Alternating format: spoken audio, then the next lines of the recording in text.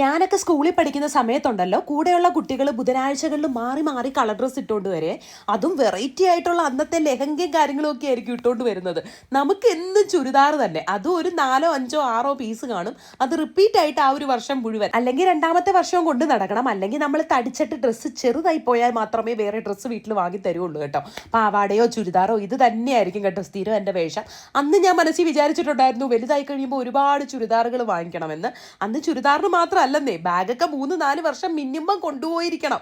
അത് നിയമമാണ് ആ വീട്ടിലെ. പിന്നെ പെൻസിലൊക്കെ കൊണ്ട് കളയുന്ന ശീലം ഉണ്ടായതുകൊണ്ട് ഒരു പെൻസിൽ 2ആയിട്ടും 3ആയിട്ടും ഒക്കെ മുറിച്ചിട്ടാണ് എനിക്കും അനന്തൂനും ഒക്കെ അമ്മ തന്നു വിടാറുള്ളത്. അതെങ്ങനെയാ പോകുന്നതെന്ന് എനിക്ക് അറിയത്തില്ല. പെൻസിലും കർച്ചീഫും ഒക്കെ ഇന്നും എൻ്റെ കയ്യിൽ നിൽക്കത്തില്ല കേട്ടോ. അതെങ്ങനെയെങ്കിലും ഒക്കെ വഴിതെറ്റി അങ്ങ് പൊക്കോളും. ഇപ്പൊ പെൻസിലായിരുന്നെങ്കിൽ, അല്ല അന്ന് പെൻസിലായിരുന്നെങ്കിൽ ഇന്ന് പേനയാണ് പോകുന്നതെന്ന് മാത്രമേ ഉള്ളൂ. അപ്പോൾ ഇതൊക്കെ ലിങ്ക് ഞാൻ യൂട്യൂബ് ഷോർട്സിൽ ടാഗ് ചെയ്ത് കൊടുത്തിട്ടുണ്ട്. ഫോണിലെ ആപ്ലിക്കേഷൻ എല്ലാം ക്ലോസ് ചെയ്തിട്ട് മാത്രം യൂട്യൂബ് ഷോർട്സ് ഓപ്പൺ ആക്കിയാലേ ലിങ്ക് തെളിഞ്ഞ് വരൂ. ടാറ്റ ഉമ്മ.